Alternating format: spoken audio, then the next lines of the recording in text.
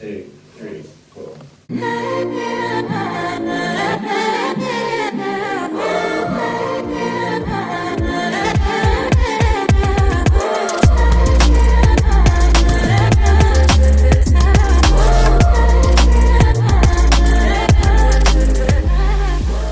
I need to get myself hyped up.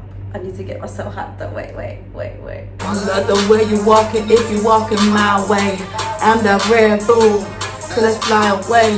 I can make you feel right, girl.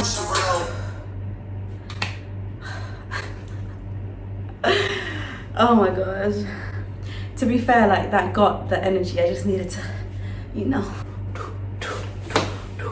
Okay. I'm not a serious person. The thing is, I'm on this stool thing. I'm like on a stool and they keep sliding.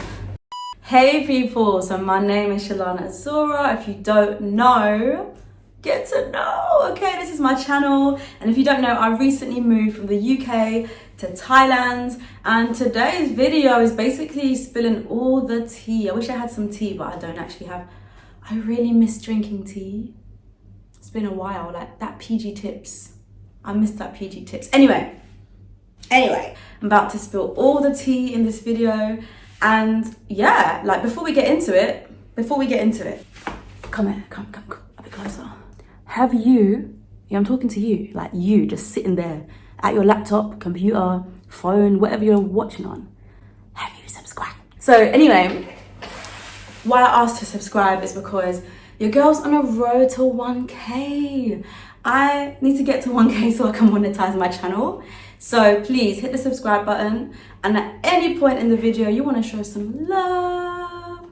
You want to just tell me how cool I am. Or you just want to ask a question. Feel free to comment. Comments go a long way. And of course, sharing as well. They say that sharing is caring. So, whew. Let's get into it. Moving to Thailand, Q&A part 1. No one should have ever given me a channel. So today's video, as you can see, is moving to Thailand, Q&A part 1. The reason why I say part 1 is because I know there's so many more questions. There's gonna be more to come. So this is just the first little introduction. If you guys have more questions during this time that you're watching this video, just feel free to drop me a comment and I will answer them in the next video. So let's get into it. I feel like this is the place, a safe space where I can just be a weirdo. I'm gonna write the first question down. Baby, are you down? Just know that I sing every time something reminds me of a song. Oh, by the way, I bought this actually for my school that I work at, and I'll tell you more about that in my Q&A, but it has a whiteboard on the back, so I thought I'm gonna keep that. Okay. Question number 1 is, what's your inspiration to come to Thailand? Can you see that? That's a very valid question, and it's one that I get asked quite a lot. Like, why Thailand? Why did you move to Thailand? Out of everywhere in the world you could have gone, what is it about Thailand? Okay, so backstory, I came to Thailand the first time for my 25th birthday in 2019. So in 2019, I came to Thailand for my 25th birthday. I went to Phuket, which is, if you know about Thailand, it's a really pretty beach area, also known for quite like poppin' nightlife as well. So it's got a little bit of everything. I promise you, it was one of the best vacations I had. I loved Thailand, and from the moment I stepped in the country and I had my first like week being there, I said to myself, I am coming back. I 100%, I'm gonna come back. And here I am. I just love the people. I love the culture. I love the sunshine. It's just all around a really, really nice place to live. In terms of all the countries in Southeast Asia, Thailand is pretty chilled. Like, it's very chilled. The culture is very much like what we call sabai. Just chill, like don't worry, it's all good, I'm all good. So that kind of mentality is exactly the kind of vibe I want to be around and exactly the kind of people I want to be around. Really and truly, the opportunity came around. I have a very, very dear friend that went to Thailand on like a 6 weeks program, and she told me about the opportunity. Well, shout out Kyla for that, because your girl wouldn't really be here right now if someone hadn't told me about it, you know. So I got told about this job opportunity in Thailand, which is teaching English as a foreign language. So if you guys don't know, and I probably will do a get to know me tag in future videos, because that's what every YouTuber does, right? If you know me already, you know that I studied English. So English is my degree. I don't see myself being a teacher in the UK. Being a teacher abroad, however, is just different. It's just different. So I moved from the UK to Thailand because the opportunity came where I could work, where I could live, where I could have a new start and really just elevate my life. And then if I'm going to take it back a bit more on a personal level, this year and the past 10 years of my life has not been easy. Recently, I just did a post on Instagram about how I have struggled with something called executive dysfunction for about, I want to say 10 years is when I knew that it was kind of forming. And as I got older, I realized, only this year did I realize that this was a sign of ADHD. So I've been living with undiagnosed ADHD and I'm very confident and certain that that's what it is. So, you know, any people that want to be like, you don't know, how do you know until you get, listen, I will talk about this more, but the first step to getting diagnosed is a self-realization and to some extent a self-diagnosis. So I've realized in myself that I very, very likely have undiagnosed ADHD. I've been struggling a lot and I just needed a new start. I needed a new space. I needed to live by myself for a little while so that I could just suddenly and finally be my own person. And I'm not saying that being at home, I couldn't be my own person, but there's a certain level of growth that comes when you start to let go and when you are in your own space. So to sum it up, life was a bit long in London. I needed to get out. So moving to Thailand was not just like, oh yeah, I'm gonna do it for vibes.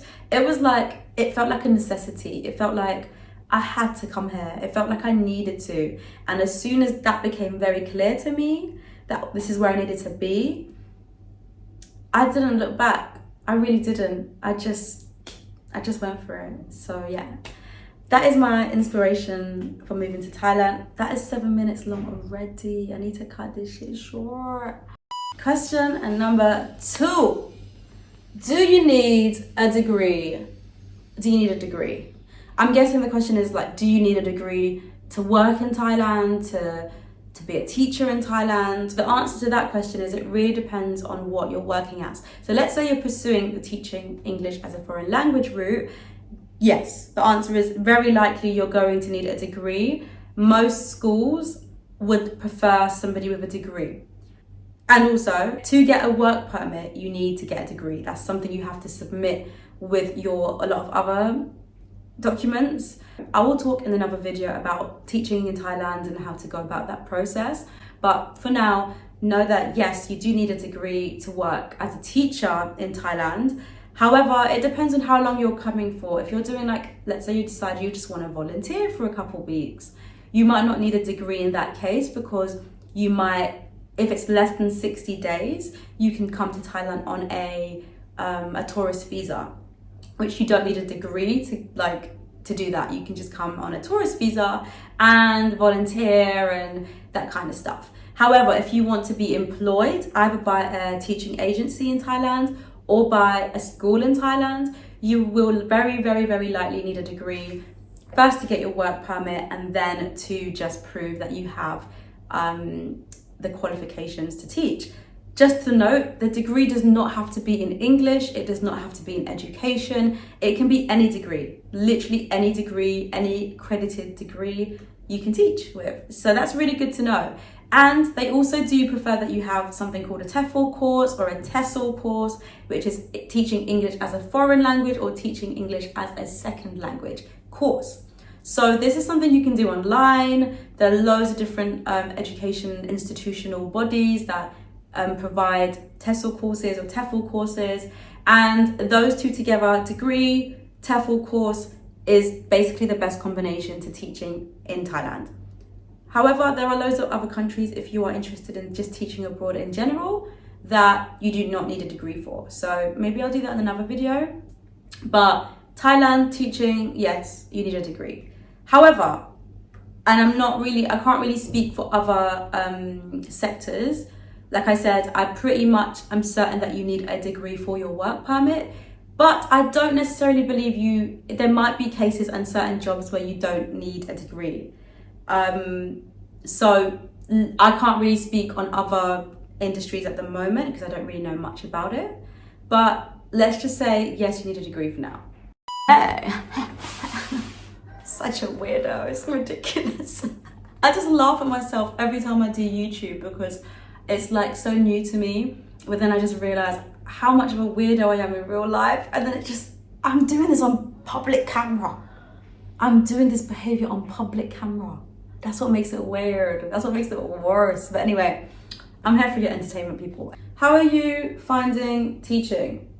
Very good question. So I love it. I love teaching. I absolutely love teaching. I've always loved teaching. And this is the thing about me, like I said, I've been an English tutor for 10 years. So pretty much have taught a lot of my life. Majority of my 20s, I've been a teacher. I just never really took the step from going from a tutor to becoming a full-time English teacher. Now that I am a full-time English teacher at a primary school in Thailand, I first of all never imagined that I would enjoy primary school, which is crazy because I've always been a secondary school kind of girl. I like to be able to relate to the kids, kind of talk to them like they're one of me kind of thing. However, as a primary school teacher, I teach grade 4, which is ages 9 to 10. I think that's quite similar to maybe like year 5 in the UK. So I teach ages 9 to 10. And honestly, they're so sweet. The Thai kids are just so respectful. First of all, you come into the classroom and they're like, stand up. I have to be like, who is your leader? And then they stand up and then they say, good morning, teacher Shell. And then I say, hi, good morning. And then they say, thank you, teacher Shell. And then they bow, they Y. So this is called a Y in Thailand. And just cuteness overload. Like Thai kids, they're so respectful. They like, even though there's gonna be the naughty kids, I'm not saying that everyone is like always fully well behaved, but at least they're not disrespectful. Like if I tell them and I give them that teacher stare, if you're a teacher, you know what the teacher stare is. It's just like, it's just basically like, are you serious? And honestly, it works every time, no doubt. Like, you give them the teacher stare and then they just be like, and it's so cute because I'm like, I feel so bad. I just enjoy teaching. I'm just a teacher kind of girl, you know? And I feel like they're starting to warm up to me because, yeah, they just came up to me. They do this thing where they're like, it's just like Y2K. And they're like, teacher. Took a picture of me. They're like, and because I knew what Y2K was, obviously because I'm a Y2K babe, they were just so gassed because I knew how to do that. Question number 4. Are there any job options other than teaching? Yeah, of course. Lots of other job options. Of course, teaching is not the only job in Thailand, but it is the most popular. As a foreign person, they call it a farang. As a farang in Thailand, teaching is the most easiest and accessible job you can do because obviously there is a high demand for English teachers in Thailand. However, there are lots of other things you can do. So, for example, hospitality is a really big industry here and they love a good British, American, native English speaking accent because that's sellable. That's something that they always desire, especially when they are trying to encourage tourism. One that I actually really want to start getting into because I started doing this in London, modelling or extra acting work or acting work in general. So modelling and acting work. That I could imagine is a very big industry here for a foreign person because they need new faces. They want, they might need certain characters or certain people to play certain characters in the booming industry that is Thai cinema and Thai TV. So yeah, if you are a model or if you like acting, there probably will be loads of opportunities to pursue that. However, obviously with these kind of jobs, it's not as stable as being a teacher or having a full-time job. You might have lots of work at one point and then you might not have much work another point. So you kind of decide if that's something you want to pursue. You are a freelancer, if you're a content creator, if you're a digital marketer, or you're in the tech world. You can either work for yourself or you could work for another company within like the tech or digital marketing field. That's such a booming industry now. But even just running your own business, I would say is a viable option here, because the cost of living is so low that you could easily live happily and start to build your business here. So yeah, I don't really know much about other sectors. I just know that definitely there are other opportunities. It's just about going to find them, knowing what you would like to work in. You can go on LinkedIn, you can even go on Facebook. Facebook is really big in Thailand. A lot of people post up job opportunities on Facebook, and you can search for jobs, apply for jobs, and then see what happens. You never know. You could be in Thailand living your best life. Okay, this question, I cannot lie to you, this is one of the most important questions that I've been asked. Hands down. And the fact that people ask this question, I found it so funny when I saw it. I was like, y'all know, because it's serious things, serious business here. Question number 5 is, how's your gut health? How is your gut health? Girl! Diamantina asked this question. Shout out to you, beautiful soul. Yeah! Okay, first of all, the fact that people really wanted to know this question, like as a Q&A video, people asked this question twice, which goes to show people are really, really concerned about my gut. My gut, my baby gut. You'll be very happy to know that my gut health has been very good. Touch wood. Touch wood. Touch wood. Because anyway, I rebuke any spiritual attack of gut, any spiritual attack on my health. I rebuke it in Jesus' name. Amen. Anyway, how's my gut health? It is great. It's good. So I don't want to say surprisingly, of course it's good. Like this is my world, okay? Don't take things for granted though. You have to look after yourself. So I do not eat street food. And I know that sounds like, you're in Thailand, you're not eating. Girl, I be seeing that meat sitting on that outside.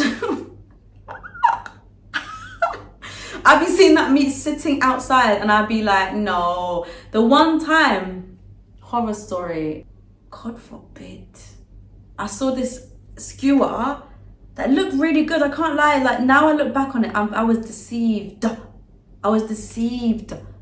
Because I looked at it, it was like looking all juicy and that.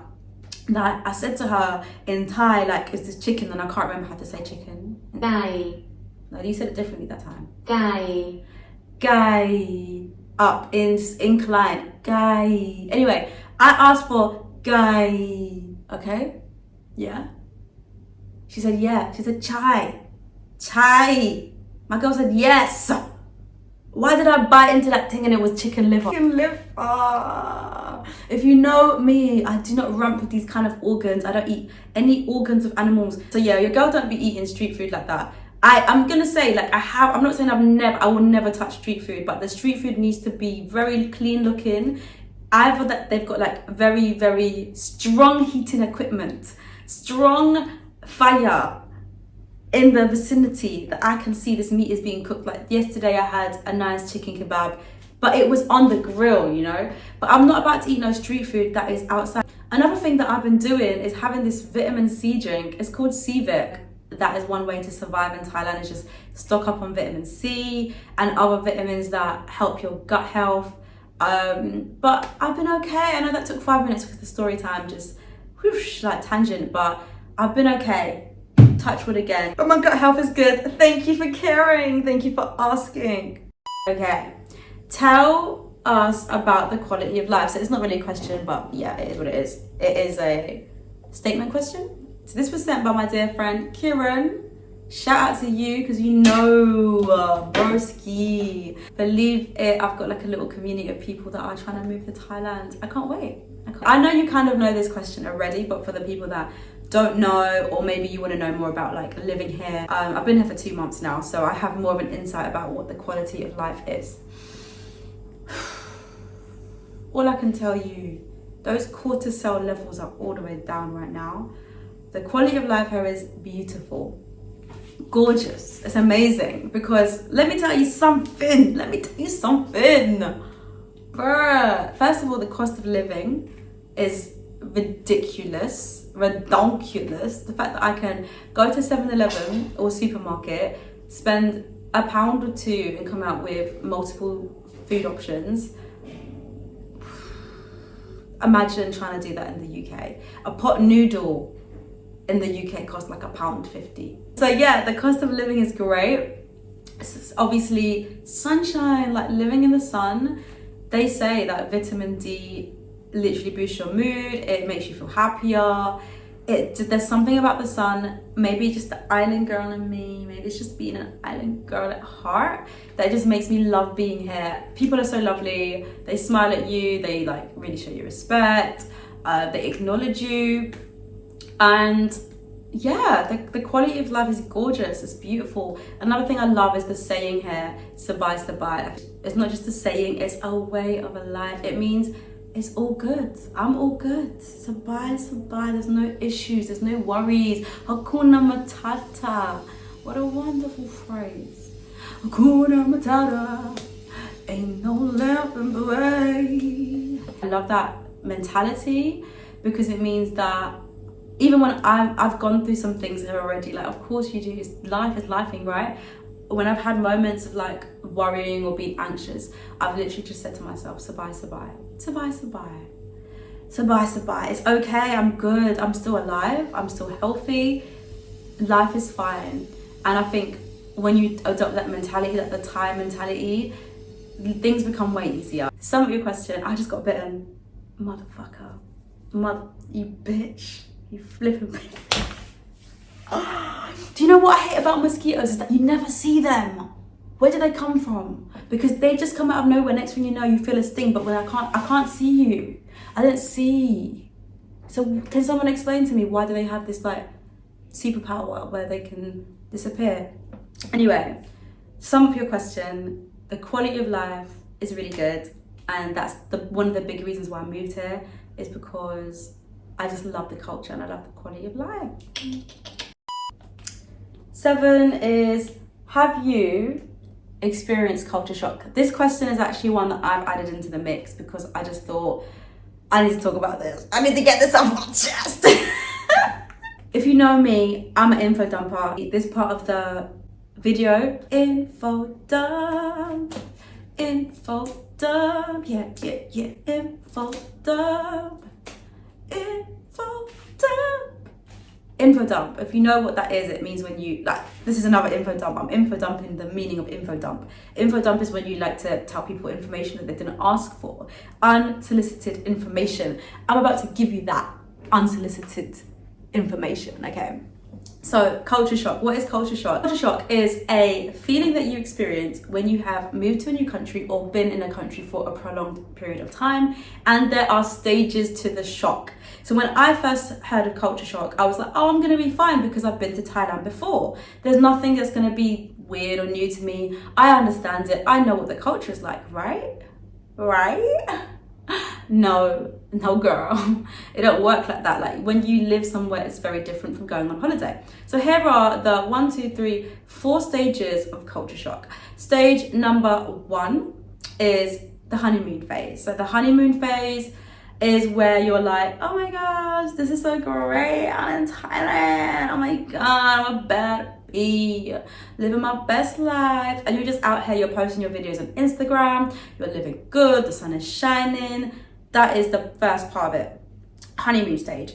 Stage number 2 is the anxiety. The anxiety might start to kick in a little bit. You might start to be like, feel anxious. You might not know why you're feeling anxious. You might just feel like, oh, something feels a bit weird, or things start to kind of get to you a little bit, but you might not really know what it is at that point. Or you might know very clearly what it is, but anxiety is the second stage of culture shock. Then the third stage is the adjustment. It's like, okay, this is me, I'm in a new country, I guess I'm gonna have to adjust and get used to this. Like, I'm gonna have to get over this. And you work actively to get over it, and it becomes an incline, as you can see in the graph. It becomes an incline. And the last stage of culture shock is acceptance. When you finally accept that this is your life and this is what you're experiencing. So have I experienced culture shock? I can't believe it, but yes, I have. I've experienced culture shock in the most maddest of ways. And the way that I experienced culture shock was because of rice. My mom knows this, my friends, close friends might know this, maybe you don't, because maybe I never really made it a thing, but my mom definitely knows. I do not like plain white rice.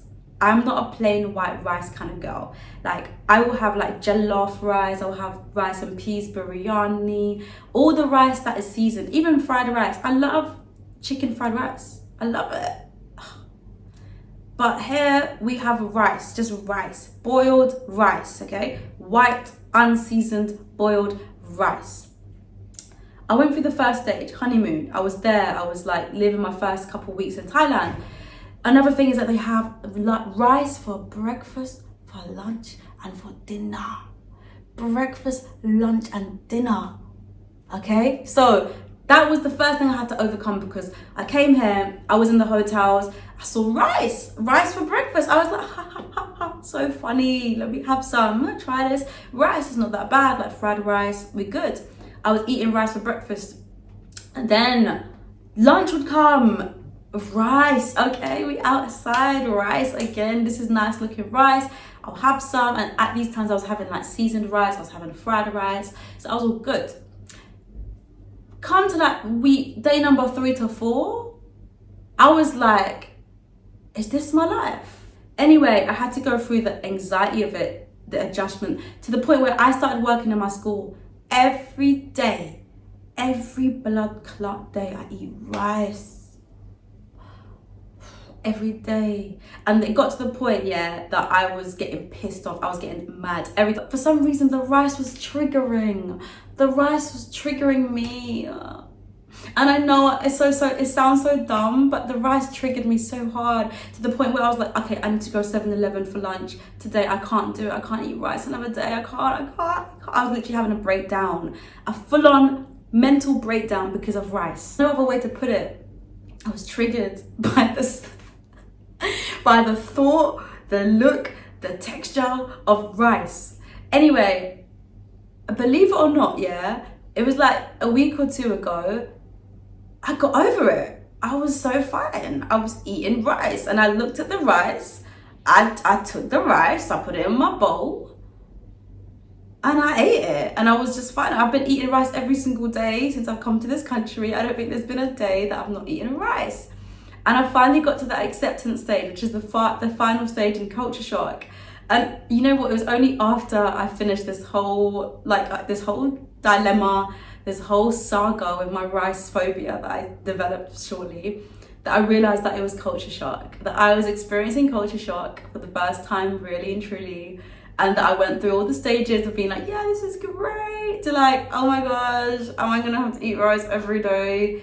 To then really accepting the fact that I am gonna eat rice every day, and it's fine, that it's not bad for you, you'll be okay.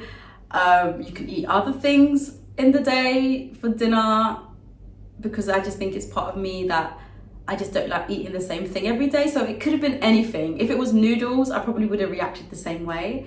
It's just the idea that eating something every single day for time foreseeable future, right? That was what was getting to me, and like rice was just not my favorite thing.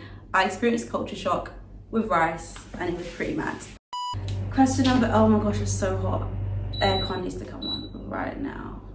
The question is, are you enjoying it? This is from a very good friend of mine. The answer is yeah. Yes, I'm enjoying it. I love it. I'm trying to take it day by day. I'm trying to experience things and, you know, just take it in. How much did it cost to move to Thailand? Yeah, how much did it cost to move to Thailand? Okay, I added this question in because I just wanted to kind of touch on it, because I feel like a lot of people have just asked me over time. So, how much did it cost to move to Thailand? Y'all want to know? You guys really want to know? Are you sure you want to know? So, out of my own pocket, okay, out of my own pocket, I'm gonna be very transparent with you. I'm on a teaching program with a company that funds my experience. I know, right? It's crazy. It's a blessing. I've had my flights paid for. This apartment / hotel that I'm living in right now has been paid for. I do not pay rent. I did not pay for my flights. I did not even pay for my TESOL course, which is the teaching English course, okay? My cost for moving country was very low. It's lower than it would be if I had obviously had to pay for shit. If I had to pay for these things. So what did I pay out of my own pocket? So like the cost to renew my passport, I had to renew that because it was expiring next year and I wanted to travel and be able to travel, so I made sure to renew it before. That cost me £160 to get it fast tracked. If I'd done it the normal way, it would have been way cheaper, but I needed to get it quick so that I could get my visa. So yeah, that cost £160. Then I would say about £200 on buying everything I needed, like my suitcase, my like toiletries, just like general things that I needed to move. I had to get my degree certified, which is when you basically notified or certified. So degree notification just means that they check your degree and they confirm that it's real. I had to pay about £40. I want to say about £40 to get my degree notified. And then I had to pay about £30 for my visa, my 60-day visa. I would say it cost me about £430. Let's round it up to about 500 quid because there's probably some things that I'm missing that I forgot. However, if I had to have paid everything myself, the cost would have been very different. I would have had to, on top of that money to get all that stuff done, I would have had to obviously pay for my flight. I booked a one-way ticket, so my flight cost me £590, but I was reimbursed that money. My TESOL course, my Teaching English as a Second Language course, that in itself, that varies. That could start from £100 to anywhere up to £2,500. So let's give it a nice round number and let's say £300. Let's just give it like we buy a nice, good, accredited, certified TESOL course. TESOL. You buy a really good TESOL course. Let's say it costs about 300 quid, but let me tell you, it can go up. It can be up to like 2,000. So there's that. You need to live somewhere. So accommodation in Thailand can range anywhere between like £200 a month to like £500, £600 a month. But that is all depending on what kind of accommodation you have. I'm not 100% sure how much mine costs because again, I don't pay for it. But I know that it's roughly around the like maybe £300 to £400 mark a month, okay? So let's say I'm paying £300 for my accommodation. The total would be somewhere between £1,500 to £2,000. So luckily, I was blessed to be on this program and to have a lot of things paid for me. So I would really recommend if you are trying to move country and you want to, you want a cheaper way to move, there are ways. You can find a program like the one I'm on. And if you're interested, feel free to send me a private message. My Instagram is @Azora. You can send me a message. I'm so friendly. Like, honestly, I really will take my time to reply to your DMs and to like tell you more about what I'm doing. But for now, if you want to know more, just send me a message and I will definitely get back to you on that one. Oh my gosh, I'm on the last question. I love the fact that it's got alphabet on the back. I think it's like the most important question, let's be real. Do you miss me? Shaq? This is from my friend, Shaq. Of course I do, baby girl. Of course I do. I miss my friends. I think I had a moment of feeling a bit sad on my birthday, especially on my birthday. And I'm talking about this because I genuinely am not the kind of person to care about my birthday to that level where I'm like, oh, I'm sad, I'm not doing anything. Like, I see birthdays as time to self-reflect, time to be grateful for your life, time to be grateful for breathing and for existing. So I don't see it as like I need to do anything extravagant. But of course, when I've moved country, I did not process moving for so long. I think my friends thought I was a bit cuckoo, a bit crazy, because they were like emotionally getting emotional, and I was just like, oh, it's okay. I'm moving. I did not process it. I did not clock it, and it was only until like it was until my birthday that it just everything hit me. I've never lived alone before, but here I'm by myself. I'm fully by myself. I just miss my friends. I miss my family. I miss my mom. I miss my brother, my sister, my dog. Oh. Insert picture of Max, because that's my baby boy. Like, yeah, I do miss. I miss you guys, and it is part of this journey, I guess. Like, I'm on a journey of like self-discovery and having to become my own person, and I guess being self-sufficient, like truly, really and truly is a big part of it. But yeah, you are missed wholeheartedly. Can't wait to see you all again. But yeah, that is the end of the Q&A. That was wild. I can't believe it. First Q&A in the bag. Love that. I love it. That was fun. However, I know that there are loads more questions. So please, if you have more questions for me and you're like, okay, I love what you said, but I still want to know X, Y, and Z. I still want to know more about this or that.